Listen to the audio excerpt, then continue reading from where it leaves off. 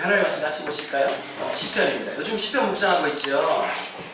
기억하고 계시죠? 네? 전혀 안 그런 것처럼 이렇게 쳐다보시네요. 하나님 말씀 시편입니다. 시편 22편입니다. 시편 22편 1절부터 우리 같이 말씀을 보겠습니다. 10절까지를 우리가 함께 보겠습니다. 시편 22편 1절에서 10절까지의 말씀입니다.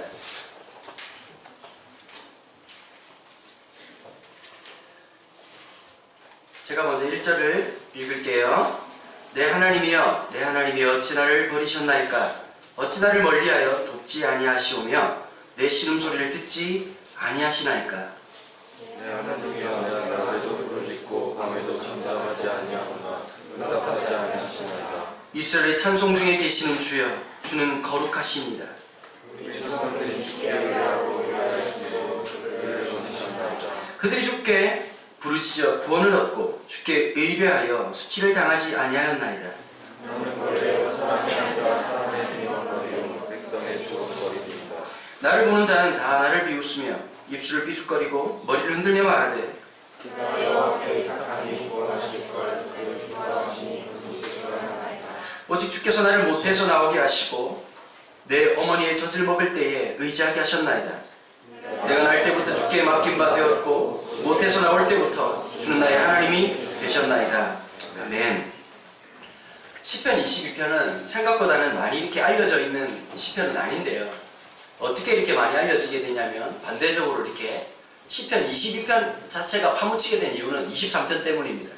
23편은 교회 다니신 분도 아시고 절에 다니신 분도 아시는 아주 유명한 시편이기 때문에 그러다 보니까 앞부분에 있는 22편이 많이 잊혀졌는데 예수님께서 십자가에 달리실 때 인용하신 말씀이 바로 시편 22편의 말씀입니다. 그런데 오늘 이 다윗의 시라고 하는 제목 앞에 조금 골치 아픈 말이 써져 있죠. 인도자를 따라 아일렛 사할에 맞춘 노래. 뭐 발음도 잘하기 힘든 노래인데요. 이게 무슨 뜻이냐면 이 사슴의 노래라고 하는 뜻입니다. 여러분 그 단어가 갖고 있는 독특한 시상이 있죠. 지금 사람 말을 알아들으셔야 돼요. 시상이 갖고 있는 이미지가 있어요. 그 의미 중에 하나가 어떤 거냐면 사슴인데 이게 복수로 나타나 있지 않고 단수로 있어요. 여러분 한국 사람들은 짝수를 되게 좋아하는 편이거든요. 그 홀수가 갖고 있는 채워지지 않은 느낌, 하나만이 있는 그 외로움, 참 아픈 거죠. 그러니까 한 마리밖에 없는 이 사슴이 드러내고 있는 시 어떤 걸까요? 나 혼자밖에 없다라고 느끼는 고독감, 아픔. 여러분 참 신기한 게 있어요. 다른 종교에서는 신 앞에 인상을 쓴다든지 갑자기 기분 나쁘다고 푸념을 한다든지 스님이 목탁치다가 아이씨 목탁을 못 치겠어 막 오늘 부처님 오늘 너무 열받고 오늘 전체적으로 오늘 너무 짜증이 나는 날이라고 이렇게 말할 수가 없습니다. 어떤 종교에 가면 자기의 모습을 철저하게 가장하고 숨기고 드러냅니다. 괜찮은 척하게 되어 있습니다. 물론 우리가 기독교에도 보면 저쪽에 가시면 어른들은 이런데 굉장히 탁월한 능력을 가지고 있습니다. 일주일 동안 빠기치게 살았으면서도 전혀 그렇지 않은 척 할렐루야 이렇게 말씀하시면서 성도들은 무사한 일을 빌 뿐만 아니라 아무 일이 없었던 것처럼 빵긋빵긋 웃는 사람들이 참 많습니다. 그러나 성경을 자세히 보시면 특별히 시편을 보시면 하나님 앞에 가면을 전혀 쓰지 않은 채 자기의 감정을 그대로 드러내고 있는 모습을 우린 자주자주 만나게 됩니다.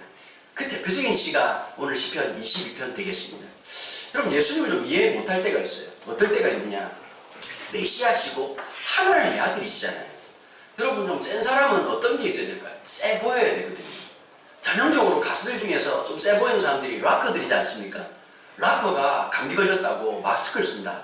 좀 별로 안 어울릴 것 같습니다. 락커는 끝까지 짝 들어붙는 가죽 바지를 입고 끝까지 손가락을 벌리면서 이렇게 샤우팅을 외치는 그런 자세를 가져야 되는 거죠. 그런데 예수님께서 간지나지 않게 참 안타까운 모습을 보이셨습니다.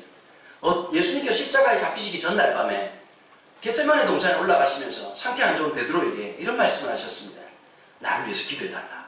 여러분 중보기도를 하려고 할 것 같으면 괜찮은 인간에게 부탁을 하셔야 되는데 시원찮은 인간, 늘 자빠져 자고 있는 사람들한테 기도를 하기 시작했던 거죠.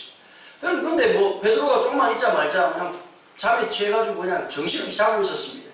예수님께서 찾아오셔가지고 이렇게 말하는 거예요. 한시도 못 깨어있냐? 기도를 좀 부탁해라. 내가 죽게 되었다. 여러분 참 신기한 게 있어요. 예수님 왜 그 말씀을 하셔야 했을까? 침묵하시면 안 됩니까? 베드로야 잠이 많이 오지? 그래 넌 자. 난 기도할 테니까. 뭐 이런 식으로 나온다든지 이렇게 나오시거나 십자가를 못 박힐 때 고통하지 않고 막 때리고 난 다음에 오히려 막 때리는 사람, 채찍질하는 사람들 보고 마음이 풀리니? 네가 풀릴 때까지 때려봐. 그럼 마지막 한마디 끝까지 사랑해. 뭐 이런 식으로 나오셔야 되는데 전혀 그렇지 않으셨다는 거예요. 죽을 듯이 소리 지르시고 그래서 사람들이 조롱하는 거죠. 아니 메시아라고 하는 인간이 십자가에 달려가도 아유 이 사람들 너무 아픈데 이러면서 새끼야 너무 많이 아프잖아 이러고 소리 지르고 있는 예수님이었어. 죽을 것 같다고 소리 지르면서. 그러니까 밑에 있는 사람들이 네가 메시아라고 하잖아. 어제 야 며칠 전에 너 죽은 나사로도 살렸던 사람인데 너 카운 베이베 내려와봐라 일어나봐라 라고 하는 그 조롱 앞에서 예수님께서 무슨 말씀하셨느냐. 마지막 이런 말씀하셨죠. 나의 하나님 나의 하나님 어찌하여 나를 버리십니까? 여러분 버림받았다는 느낌을 아세요? 나만 버림받았다는 느낌을 아세요? 10대고 20대고 인생을 살아가면서 우리가 참 많이 경험하게 되고 있는 감정 중에 이런 거예요. 나만 버려졌다. 옛날 시조 중에 그런 게 있죠. 펄펄 나는 적개꼬리 암수소로 정답구나. 그게 어느 왕이 지었다는 시라고 얘기하잖아요. 그죠? 아내를 빼앗기고 난 다음에 안타까운 마음으로 자기의 마음을 감정을 혼자 남아있는 이 마음. 여러분 오늘 시편에 이 시를 쓴 사람은 어떤 사람이냐가 중요한 게 아니라 모든 사람들이 갖고 있는 감정이라는 것입니다. 예수님조차도 가졌던 그 감정. 1절에서 이렇게 말하죠. 내 하나님 어찌하여 나를 버리셨습니까?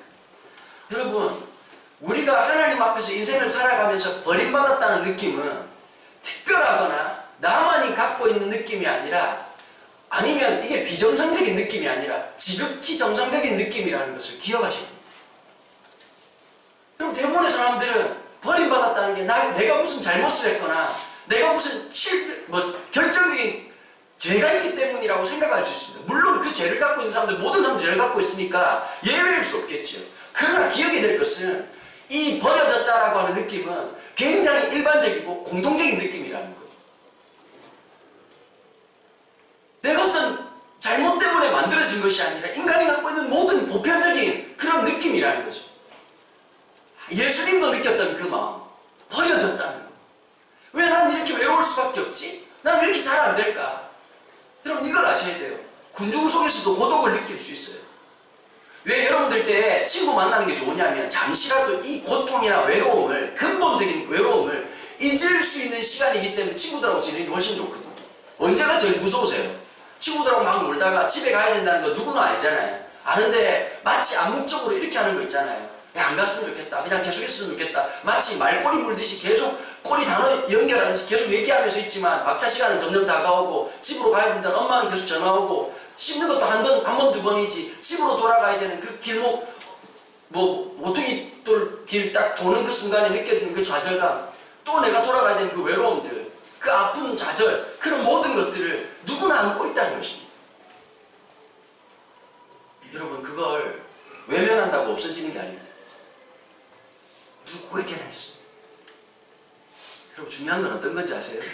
그 감정을 하나님 앞에 쏟아냈다는 것이 시편 위대한 겁니다.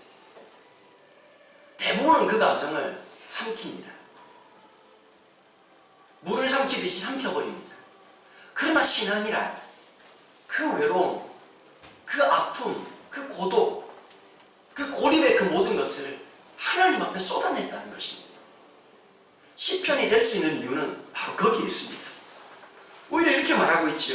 나를 멀리하여 돕지 아니하시며 내 신음소리를 듣지 아니하십니다. 하나님 어디 계십니까? 하나님이 느껴지지 않습니다. 하나님이 어디 계신지 모르겠습니다. 라고 시편 기자는 이렇게 말하는 거죠. 여러분 우리가 날마다 예배 드릴 때 하나님 문제가 느껴지세요? 물론 우리의 문제점은 날마다 그걸 안 느낀다는 게 그게 문제이긴 하지만 간혹씩 그런 침체가 오는 게 아니라 여러분 생각해 보십시오. 364일을 슬럼프라면 그게 슬럼프입니까? 그게 일상생활이지. 여러분 대부분 사람들이 공부 못하는 특징이 하나 있어요. 1년에 하루 정도는 바짝 공부가 되는 날이 오거든. 그러지 않아요? 갑자기 미친 듯이 막 책을 가지고 막 알 수 없는 이 학구열이 불타오르면서 오늘 이거 완전히 막 개탄날처럼 막 미친 듯이 공부하고 난 다음에 하루 뿌듯하잖아요. 막 마음에 막 빽빽이 하고 물론 뭐 그런다고 해서 성적이 오른다는 보장은 전혀 없음에도 불구하고 마음의 평안과 기쁨이 만족되지요. 그런데 날마다 그걸 기준으로 삼아가지고 364일을 생각해 보니까 안 되는 거예요. 좌절로 되는 날이 있어요. 운동도 그렇다니까요. 이 근육이 미친 날이 있어요. 근육 사이사이에 아드레날린이 분출되면서 그냥 평소 때는 그 120kg가 그렇게 무거운데 그날따라 가뿐하고 6개 들면 죽을 것 같았는데 7개가 들어지는 날 갑자기 막 미친 듯하고 막 그날은 아무도 몰라. 거울 앞에서 뭐 아줌마들 쳐다보든 말든 헬스클럽에서 막 근육 이렇게 하면서 와 오늘은 살아있네 이러면서 막 기뻐한다고. 그런데 3일 딱 지나고 난 다음에 갑자기 그게 너무 무거워지고 그러면서 와 슬럼프인가? 내가 다 됐나? 40대 중반이 되더니 약힘이 떨어진 건가? 막 별 생각이 다 드는 거죠. 여러분 기분으로 살면 망합니다. 잘됐던 느낌으로 살면 망합니다. 왜 안 되지 왜 안 되지가 아니라 그 마음을 그 좌절을 그 고독을 그 힘들고 어려운 거 그걸 하나님 앞에 갖고 나아가는 거죠. 좀 제일 짜증날 때 그런 거잖아요. 엄마는 내 마음을 알아줄 것 같은데 엄마도 내 마음을 몰라줄 때 누구 한 명은 내 편이 되어줘서 좀 지지해주고 격려해주면 좋을 텐데 그것조차도 그렇게 못할 때 여러분 설교자가요 굉장히 담대할 것 같죠. 저도 이런 게 있는 것 같아요. 무대 위에 올라가면 센 척하는 게 있는 것 같아요. 무의식적으로. 저보다 좀 더 센 분이 저쪽에 계시잖아요. 남들이 몸산적 같아요. 그런데 그 안에 소년이 99명이 계십니다. 설교 좀 잘못했다고 느끼는 날 계속 전화 와가지고 오늘 괜찮았냐?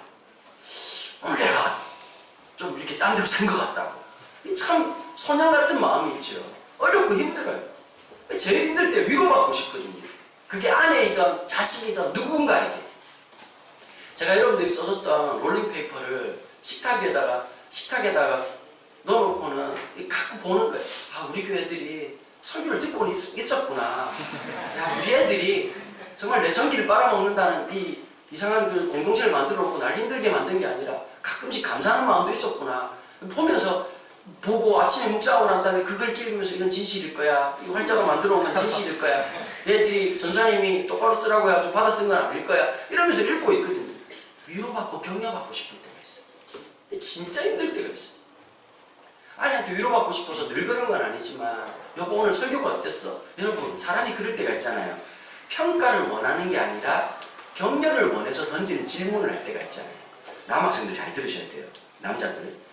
여자가 혹시 여자친구나 아내가 여러분들한테 질문을 던질 때에는 90%는 정답이 있다는 걸 기억하셔야 돼요. 쓸데없이 네 의견을 내세우다가 독거 노인이 되는 거예요. 다시 한 번 더. 잠언에도 없는 중요한 말을 하니까 알아쳐들으라고. 여보 오늘 나 어때? 여기에 답은 정해져 있어요. 무조건 경배와 찬양입니다. 오! 우리 집에 서른이 많네. 이렇게 해야 여자는 어떻게 하니까 여보 무슨 그런 말을 하면서 알 수 없는 미소를 만나게 됩니다. 답은 정해져 있습니다. 여러분 그럴 때가 있잖아요. 격려받고 지적받고 싶을 때가 있거든요. 그래서 여보 오늘 설교가 어때? 라고 하면 여보 오늘 너무 좋았어요. 이러면 좋을 텐데 가끔씩 너무 직설적이고 너무 정직한 표현을 하면 그런데 여보 오늘 왜 그 얘기는 마지막에 꼭 한 거야? 그런 표현을 왜 한 거야? 이렇게 말하고 나면 갑자기 성질이 확 올라오죠. 그죠? 그럼 딴 설교는 전혀 안 듣고 진짜 신기한 거 있잖아. 엄마같이 말할 때 엄마들이 말하는 것 중에는 오늘 참 잘했는데 이번에 참 공부는 잘했는데 여러분 그런 대라고 하는 접속사는 놀라운 것이 있죠. 앞에 했던 모든 말을 부정함으로써 뒤에 있는 뒷박을 치는 놀라운 능력을 갖고 있는 세종대왕도 몰랐을 이 놀라운 접속사의 능력을 만나게 됩니다. 잘했는데 라고 하는 말은 못했다는 뜻입니다. 엄마는 놀라운 능력이 있죠. 90개를 잘해도 2개를 잘못하면 다 잘못하는 놀라운 역사를 갖고 있습니다. 참 지칠 때가 있죠. 사람들이 봐도 아무도 인정해 주지 않는 거예요. 갑자기 고독해지는 거죠. 주변에 있는 사람들이 말들이 들리지 않고 나 혼자 있다라고 하는 느낌, 나 혼자 있다라고 하는 생각. 아 진짜 이번에 메이저리그를 보는데요, 초반에 김현수를 보는데 불쌍해 죽겠는 거예요. 김현수한테 제일 요구하는 게 이런 거였어요. 얘가 마음이 열이 돼요. 생각보다. 이대호는 반대입니다. 얘는 인생을 험하게 살아오거든요. 엄마 아빠 없이 할머니 밑에서 수영시장에서 콩잎 파는 할머니 밑에 살아왔기 때문에 그러니까 바닥 인생을 막 살아와가지고요, 넉살이 너무너무 좋아요. 그러니까 분명히 그런다. 허구현 씨가 이런 말을 했거든요. 이대호는 영어 단어 5개로 미국 사람들하고 다 말할 놈이야. 그냥 이러고 뭐 그냥 대충 뭐 못 알아들어도 알아듣는 척. 이 참 놀라운 넉살이 있는데, 김현수 같은 경우에는 초반에 진짜 못했잖아요. 애가 고독해가지고 그 메이저리그에 앉아있는데 감독이 마이너로 내려가라고 딱 그렇게 했는데, 김현수는 선택권이 있었거든요. 거부권이 있었어요. 계약을 다 해가지고 마이너로 내려가라고 하는데 자기가 안 받아들이면 마이너로 못 보내도록 계약을 딱 맺어놨어요. 그러면 어떻게 하느냐, 미국이라는 데는 신기한 게 있어요. 잘하면 영웅 대접을 하지만 못하는 데 앉아있으면 막 질타를 하고 완전히 왕따시켜버리거든요. 초반에 김현수가 저 구석에 혼자 앉아가지고 애가 기가 죽어 있는 거예요. 딱 보니까 너무 안 된 거예요. 제발 좀 잘해라, 제발 좀 잘해라. 그런데 막 안타를 쳐도 참 신기하게 뭐 그냥 내안타만 되고 애가 추가로 뛰는데 보니까 안타까운 거예요. 보니까 얘가 야구 선수지 100m 달리기 선수는 아니지 않습니까? 치고 난 다음에 뛰는데 보니까 막 진짜 기도가 나오더라고. 걔가 종교가 뭔지 모르겠지만 하나님 어지간하면 좀 역사해달라고, 이루수의 눈을 좀 멀게 해달라고, 유격수 자빠질 때도 있지 않냐고, 막 진짜 그런 마음이 있었는데 연일 막 잘하니까 참 진짜 경계가 되고. 여러분, 김현수가 참 잘한 게 딱 하나입니다. 그 고독감을 버티고 이겨나갔다. 사람이 언제 성숙한지 아세요? 그 고독을 뚫고 나올 때, 그 어려움을 뚫고 나올 때. 이대호가 멋진 건 굴욕적인 계약을 했어요. 대한민국에서 조선의 4번 타자라고 하는 이름을 얻고 아주 영광스럽게 일본으로 넘어갔습니다. 일본에서 힘들고 어렵다, 이승엽도 통과하지 못했던 그 자리를 넘어선 선수였거든요. 4번 타자의 자리를 지켰을 뿐만 아니라 재팬 시리즈에서 우승을 하고 재팬 시리즈에서 MVP로 뽑히면서 최고의 타자, 아시아에서의 최고의 4번 타자라고 인정을 받았는데 소프트뱅크에서 1년 동안 60억을 주겠다고 약속을 했고요. 여러분, 일본이라고 하는 거를 60억만 주는 것이 아니라 왕의 대접을 해줍니다. 거의 감독 이상급의 대접을 해주겠다는 모든 약속이 되었으나 자기가 꿈을 안고 있는 사람으로서 메이저리그에 가겠다. 그런데 메이저리그 리포터들이요, 굉장히 나쁘게 평가를 했습니다. 이대호 저 돼지 뭐 이러면서 뭐 살만 많아가지고 제가 허리가 접힐 것인가, 저 몸으로 야구가 가능할까 막 이렇게 하면서 했는데, 시애틀에 가가지고 계약을 맺는데 어떻게 했느냐, 굴욕적인 계약을 맺습니다. 마이너리그 계약을 합니다. 여러분 좀 자존심이 상하지 않습니까? 60억을 받던 선수가 마이너리그 계약을 해가지고 자기가 경쟁에서 이겨서 메이저까지 올라가겠다는 거예요. 죽으라고 하는 거죠. 난 이대호는 진짜 멋진 애라고 생각해. 계약은 굴욕이었으나 존재는 영광이었죠. 지금 기록을 계속 130년 메이저리그 역사상 획을 긋고 있거든요. 대타로 나와서 2번이나 홈런을 치는 사상 유례가 없는 기록. 80타석에 8홈런을 치면서 엄청난 기록. 거기다가 계속 주전으로 나오는 게 아닙니다. 대타로 나옵니다. 준비되어 있는 사람. 왜냐하면 그 사람은 실력을 겸비하는 게 아니라 그 고독과 어려움을 넘어서는 힘을 갖고 있기 때문입니다. 여러분, 신앙도 마찬가지입니다. 하나님 앞에 그 고독을 잘 살아본 사람만이 믿음을 살 수 있습니다. 언제 가능해질까요? 숨기지 마십시오. 하나님 앞에 여러분들의 고독과 안타까움과 한계를 드러내기 시작할 때, 그 고독이 하나님과의 공간 안에서 만나기 시작할 때, 그 두려움을 정직하게 고백할 때, 하나님이 안 계신 것 같고 나를 떠난 것 같고 내 기도 소리에는 조금도 관심이 없는 것 같다라고 하는 그 투정 같은 그 이야기를 하나님 들으신다는 것입니다. 성경을 보면 좀 신기한 게 있습니다. 하나님이 하나님 자신의 감정을 드러낸다는 사실이죠. 여러분, 진짜 멋진 사람이, 진짜 대단한 사람이, 엄청난 사람이 안 그런 여자를 사랑하는 내용을 신데렐라 컴플렉스 뭐 이렇게 얘기하지 않습니까? 신드롬 이렇게 얘기하지 않습니까? 대부분 드라마 같은 데 보면 옛날에 그런 드라마들 있었잖아요. 뭐 대부분 그렇잖아. 남자가 뭐 엄청난 유명한 애인데 여자는 별로 안 유명한 애인데 갑자기 막 사랑하게 되고 갑자기 드라마 이름을 까먹었네. 너 내 심장이 가슴이 심장이 두근두근. 그 뭐냐 그거 드라마에. 그 최고의 사람. 진리는 드라마에 있는 거야. 그 보면 그 수아저씨가 좋아하잖아 그냥. 그렇게 하는데 뭐라고 말하냐니까 자존심이 나는 거야. 사랑은 신기한 거라니까. 내가 제 찐따 같은 쟤를 왜 좋아하지? 사람 그렇게 후고 오는 거야. 이거의 원조가 누구냐? 하나님이시고. 세상 만물을 말씀으로 창조하신 분이 찐따 같은 우리를 사랑하셨다. 시원찮은 우리를 사랑하셨다. 근데 하나님이 멋진 고백을. 야! 딴 돈 못 주마! 나를 사랑해! 나도 때문에 질투가 난다고. 하나님 이렇게 말씀하셔.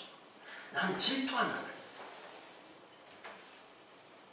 도대체 하나님이 누구시길래 나를 보고 질투하시나? 내가 얼마나 뭐 대단한 게 없는데도 불구하고 나의 어떠함에도 그것과 상관없이 하나님이 날 사랑하셔서 난 너 질투하는 하나님이라고 말씀하셨겠냐? 여러분 대단하지 않습니까? 하나님은 하나님의 감정을 열어놓으셨습니다. 문제는 뭘까요? 우리 철저히 가면을 쓴다는 거죠. 신앙이란 그분이 그랬던 것처럼 우리의 마음을 정직하게 고백하는 겁니다. 여러분 이럴 때 있잖아요. 하나님 안 믿길 때 있거든요.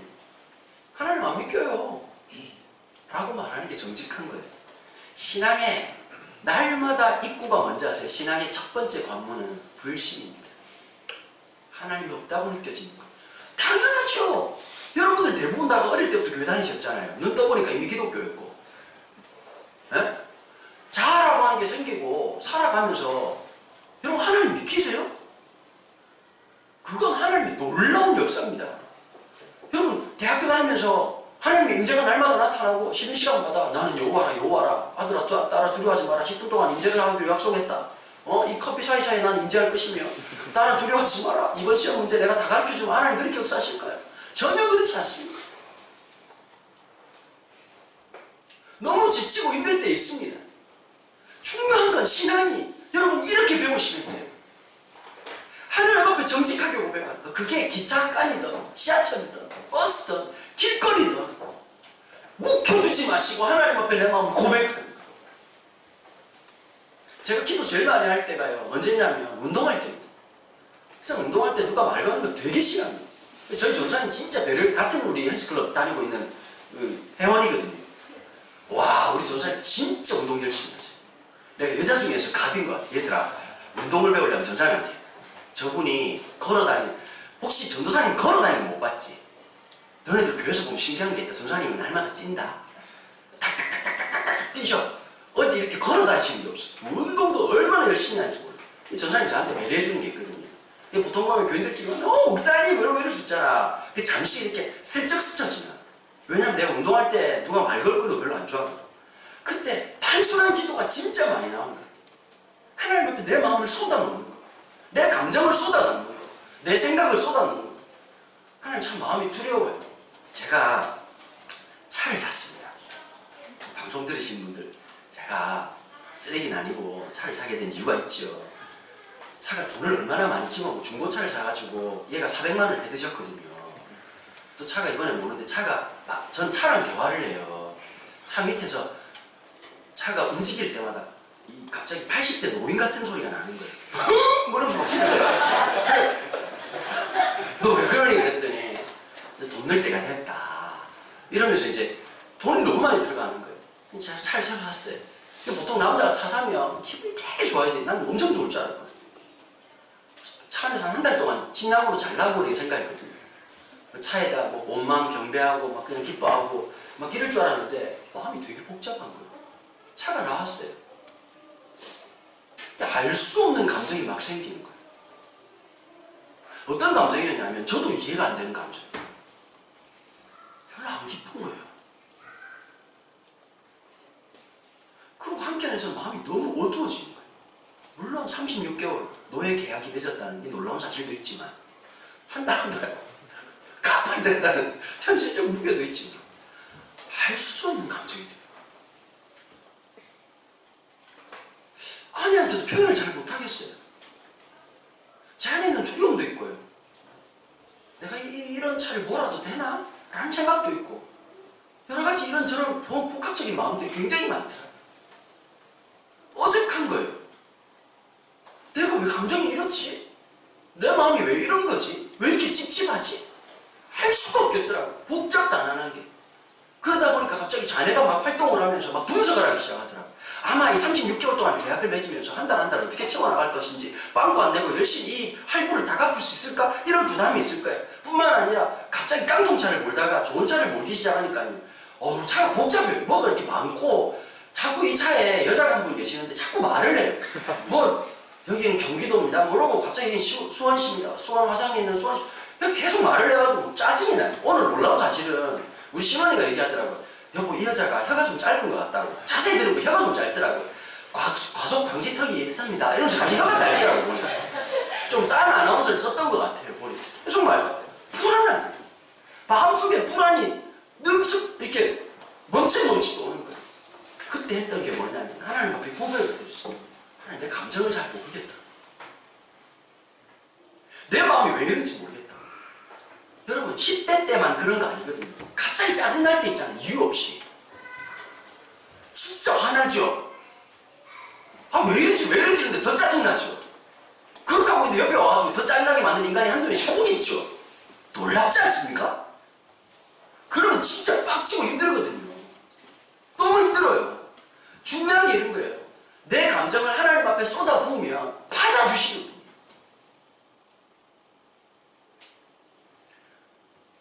제가 이번 주에 아내랑 영화를 보러 갔다가 제가 깜짝 놀란 게 하나 있었어요.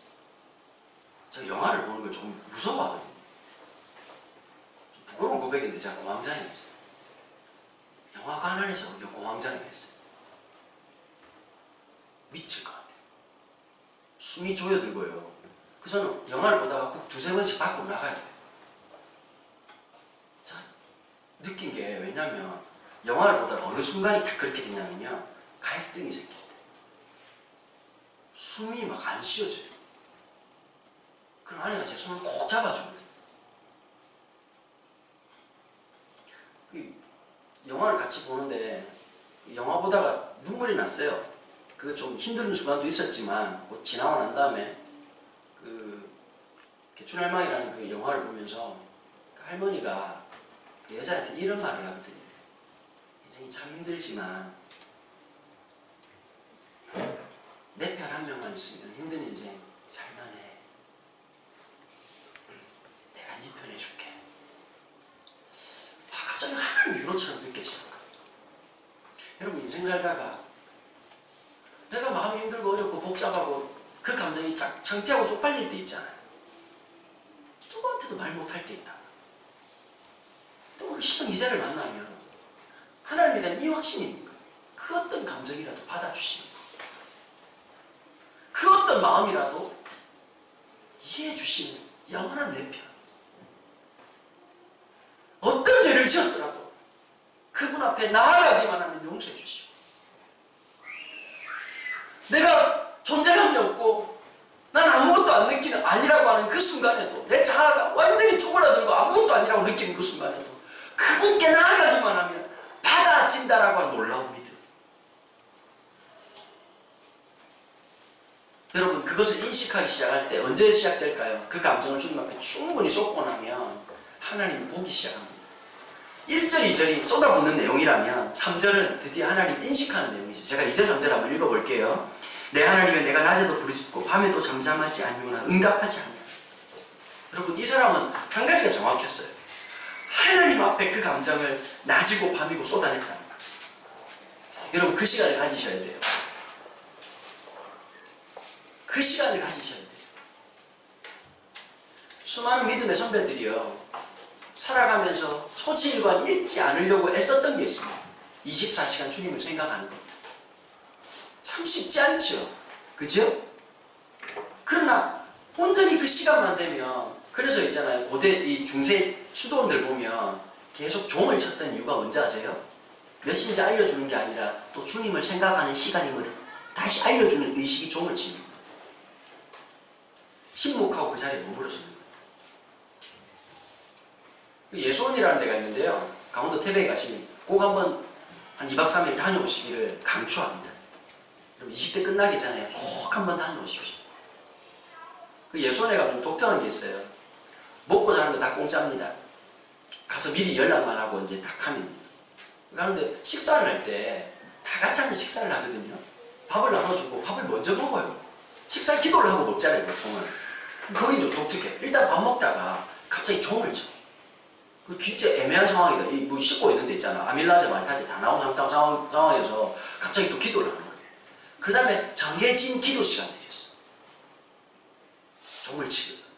그 시간에 뭐 하냐? 머물러 서서 가만히 주님을 바라보고. 그럼 우리한테 그 시간이 없는 거예요. 이 시편 기자는 우리하고 달랐던 건 이런 거예요. 똑같은 감정을 가지고 있었지만 하나님 앞에 자기의 그 하나님을 인식하고 쏟아놓는 기도의 시간들이 있었다. 우리가 좀 그런 훈련이 필요해요. 3시간마다 한 번씩 좀 알람을 해놓고요. 잠시라도 30초라도 주님 생각하는 거예요. 다시 한번 주님 바라보는 거예요. 우리의 시선과 우리의 마음을 주님 앞에 내놓기 시작하는 거예요. 이게 진짜 중요한 거거든요. 그럴 때 주어지는 기쁨이 무엇이냐? 3절입니다. 이스라엘의 찬송 중에 계시는 주여 주는 거룩하시고. 어디 계시다는 거예요? 내가 하나님 인식하는 그거 찬송이라고 하는 거 단순히 노래를 부르는 것을 의미하지 않아요. 찬송이란 높여드리는 거예요. 하나님을 높여드린다는 게 뭘까요? 주님 위대하십니다. 주님 대단하십니다. 주님 찬양받기 합당하십니다. 이렇게 나열하는 언어들일까요? 아니에요. 주님은 어디에서 높임을 받으시느냐? 하나님이 사랑하시는 우리가 주님을 바라보기 시작할 때 그것이 찬양의 시작이 되는 거예요. 주님을 생각하기 시작할 때 그것은 예배가 되는 거예요. 힘들고 어렵고 여러 가지 복잡한 감정이 있지만 주님을 향하기 시작할 때 그것은 진짜 예배가 되기 시작하는 거예요. 하나님이 받으시는 진정한 예배. 하나님이 기뻐하시는 그거. 여러분 그때 하나님을 보고 그러면 이유가 있는 거예요. 왜 하나님은 이렇게 힘들게 어렵게 우리에게 이런 감각을 주시고 이런 느낌을 주시냐는 거죠.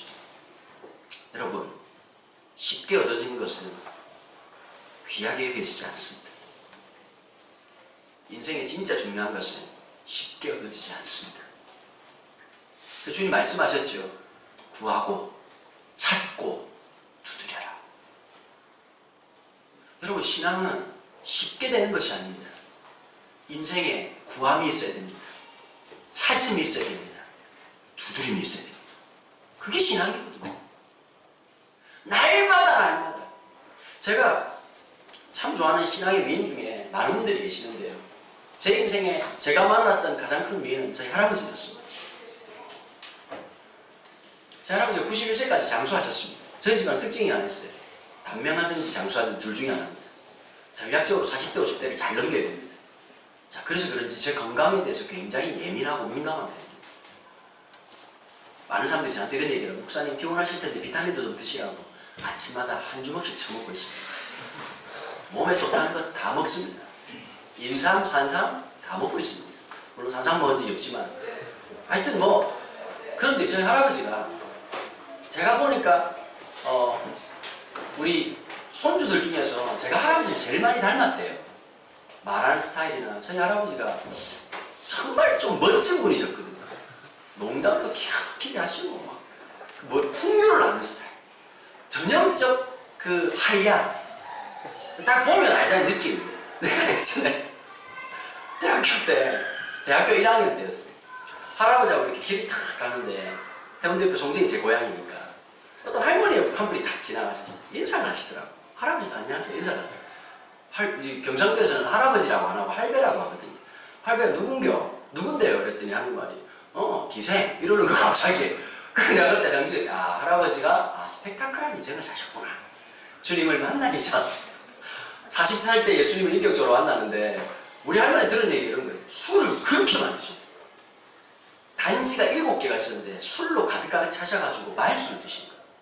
135kg에 유도 6단에다가 씨름 장사 출신이시니까 여러분 안 봐도 비디오고 엄청난 인생을 살지 않았겠습니까? 40살에 완전 극적인 외심을 하시고 변화된 할아버지가 평생을 돌아가실 때까지 매일같이 가정예배 드리고 새벽기도 끊임없이 드리고 이렇게 하셨어요.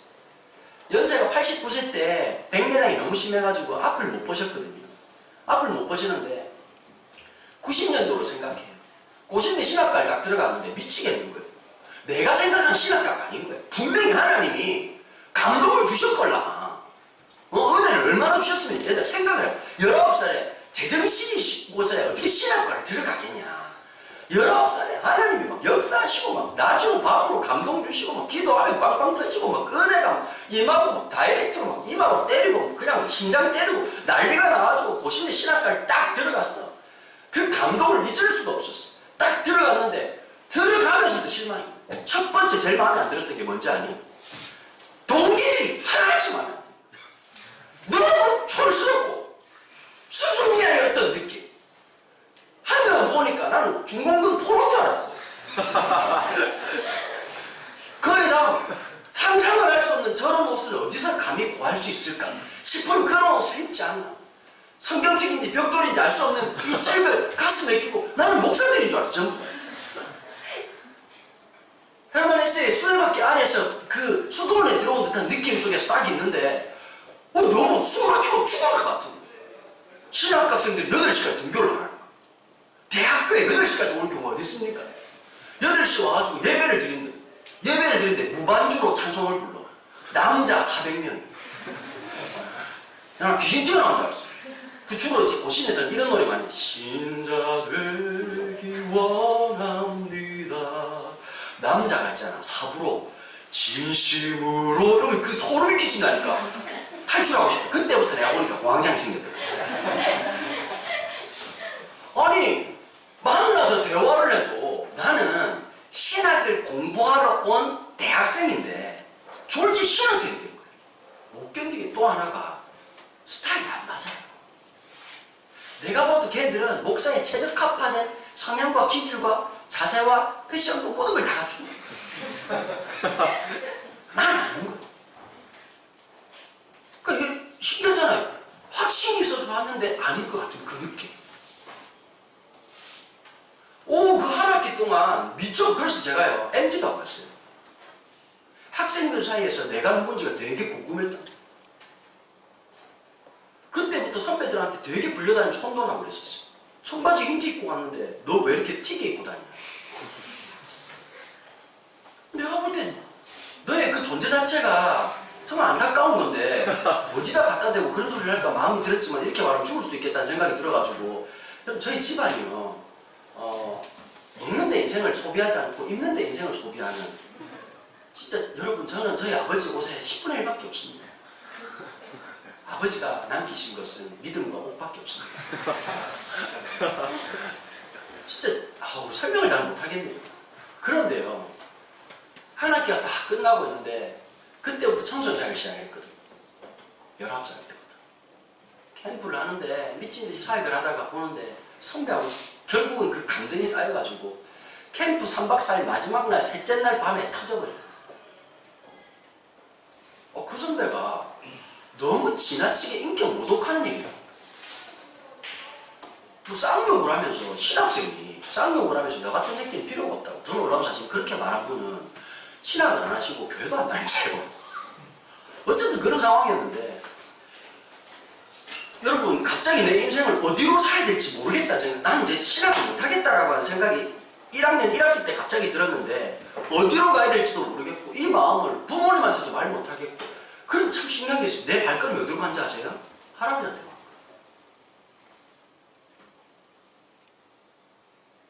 할머니 돌아가시고 할아버지 혼자 계시는데 여름이었죠. 할아버지 할배 그랬더만 형도 왔나? 그랬더만 우리 할아버지 참 그 여름에 대자리 탁 깔아놓고 그때 당시 처음 나온 선풍기 미니 선풍기 요만한 게 있었어. 그걸 듣고 너무 좋아하시. 그것도 분홍색. 와 할배 지금으로 신상이 그때 신상이란 말이 없어져. 이거 뭡니까? 그랬더니 요게 새로 나왔는데 쪼매너도 되게 시원하다 이러면서 사이즈가 딱 맞다 이러는 거 뭘 만드니까 너무 끌어안으면 딱 맞다 할배도 없고 딱 사이즈가 맞아요 이러면서 이러시는 거예요. 야 생각을 해. 90대의 할배가 손잡고 하는 대화 좀 보소. 이게 보통 노신분이 아니신 거예요. 앉아가지고 이런 얘기 저런 얘기 하다가 갑자기 나보고 그러시는 거예요. 그런데 네가 신학생인데 새벽기도는 가야지 이러더라고. 그래서 내가 갑자기 못 간다라고 하는 말 못하는 상황이 딱 된 거잖아요. 밑장을 못 빼는 상황이잖아요. 가야지요 그랬더니 평생을 새벽기도를 하시니까요. 시골교회는 4시 반이 새벽기도거든요. 4시되니까 벌떡 일어나시는 거예요. 앞을 못 보시는 거예요.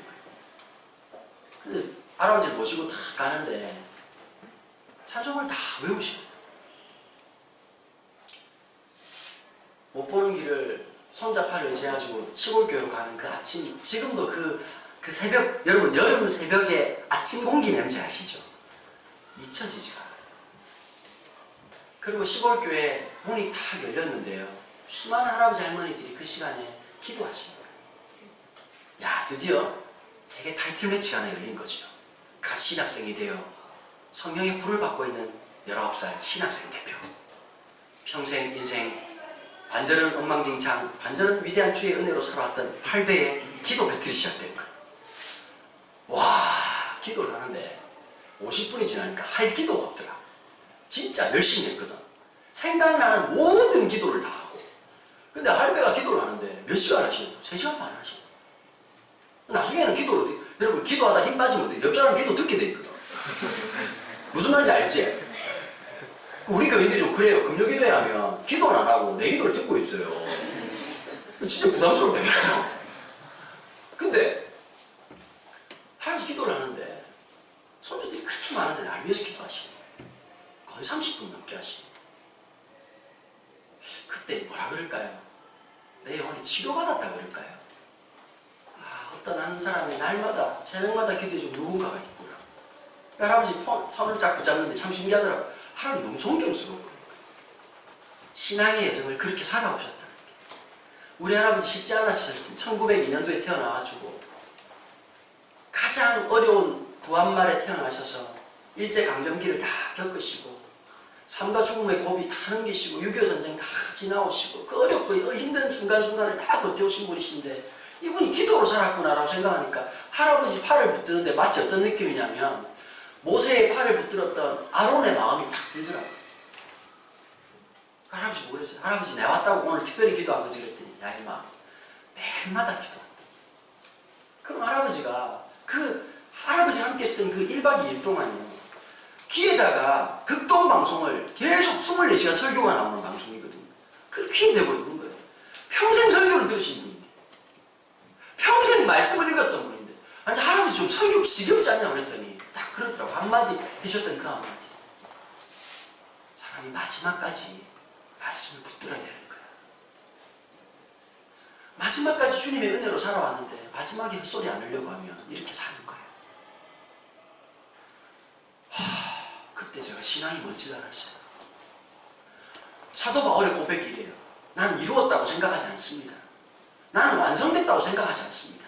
지금도 저는 주님의 은혜를 향해서 달려가고 쫓아가고 있습니다. 신앙의 삶은 완성되는 게 아닙니다.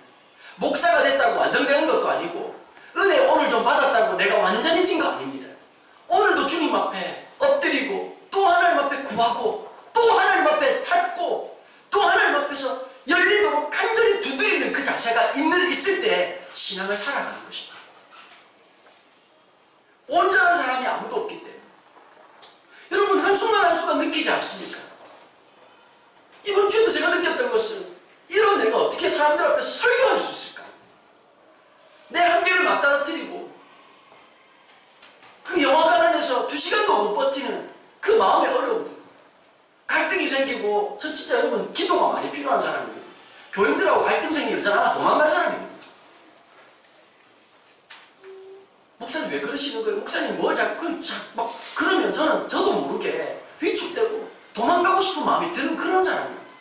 하나님 은혜가 아니면 한순간도 설 수 없다는 것을 매순간 느껴요. 그리고 제가 6월달이 되면 7월달, 8월달에 있는 이 집회들 때문에 몸으로 모든 스트레스를 다 받아내야 돼요. 진짜 숨이 안 쉬어질 때가 순간순간 확 와요. 무력증이 생기고 진짜 살려고 파락을 하는 것 같아요. 여러분 그때마다 하나님 앞에 또 한 번 나아가고 붙잡아 주십시오. 또 한 번 느끼는 거예요. 하나님 주신 그 힘으로 오늘도 살아가는 거예요. 하나님의 사람은 그대로 살아가는 거라고 오늘 시편 22편에 있는 이 시편 기자가 말하는 거예요. 수많은 믿음의 사람들이 끝까지 주님 앞에 그랬던 것처럼. 사랑하는 푸른교회 성도 여러분, 그렇게 삽시다.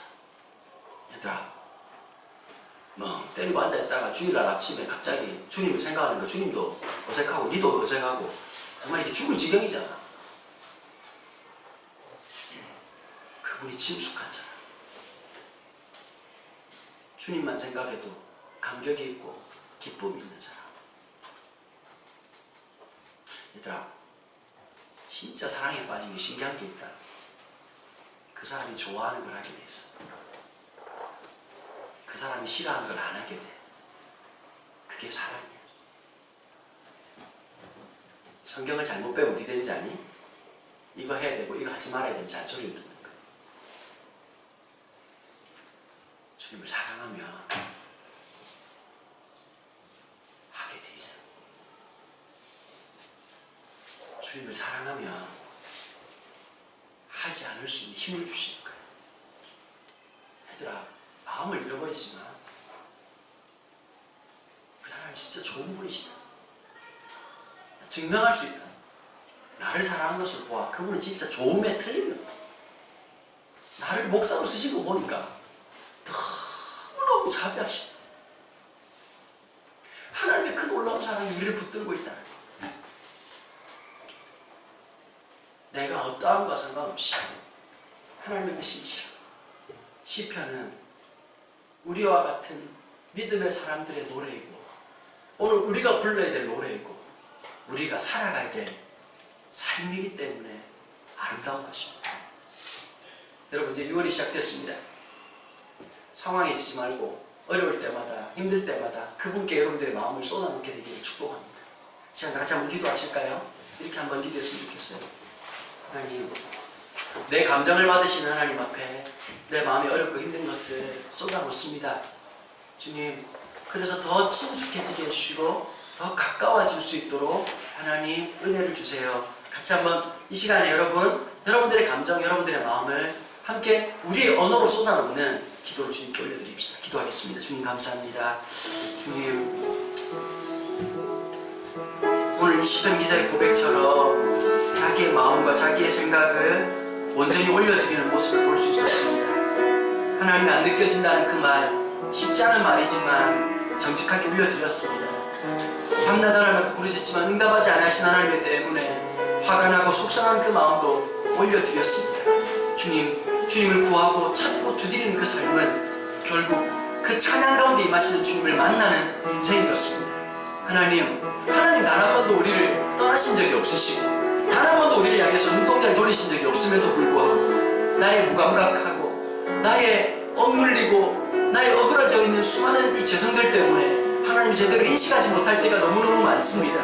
주님, 주님의 얼굴빛을 비추어 주십시오. 주님의 은혜를 우리 가운데 허락해 주십시오. 그래서 그 힘으로, 그 은혜로 살아갈 수 있도록 도와주십시오.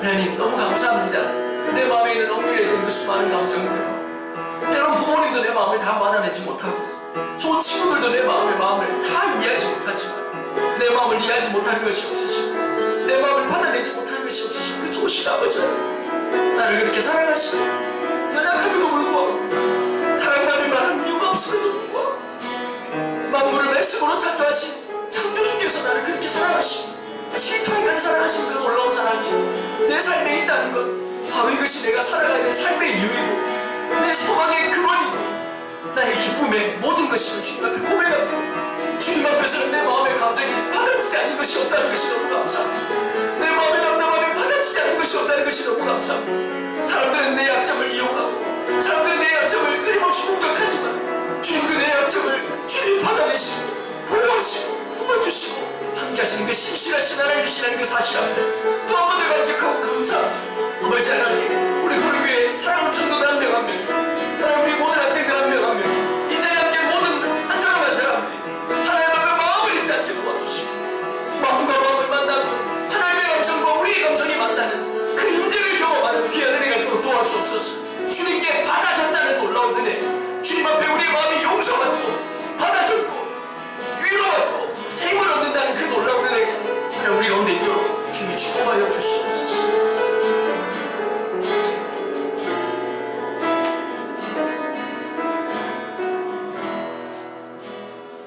하나님,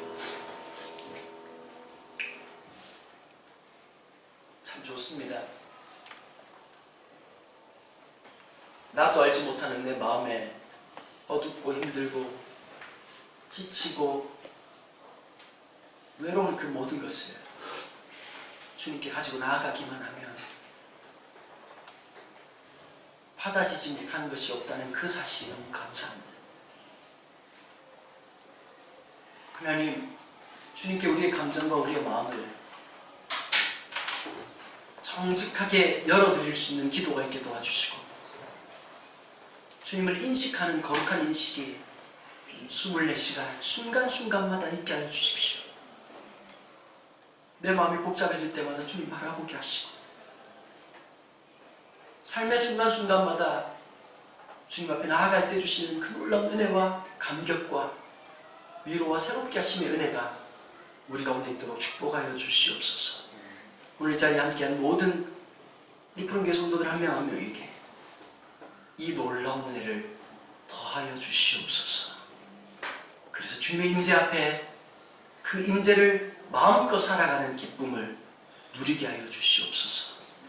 오늘 우리가 주님 앞에 올려드린 우리 기도 제목과 주님께 드린 헌금과 무엇보다 진짜 드려지는 우리의 삶을 통하여 주님 홀로 영광 받아 주시옵소서. 주 예수 그리스도의 은혜와 하나님 아버지의 원하신 사랑과 성령의 교통하심이 우리의 그 연약한 모든 것조차 받으시고 당신의 감정조차도 우리에게 알리시길 원하시며 진정한 관계와 사랑을 이루시기를 원하신 주님 앞에 믿음으로 나아가기로 결정하는 주의 백성들 머리를 지금부터 영원토록 함께 계시기를 축원하옵나이다.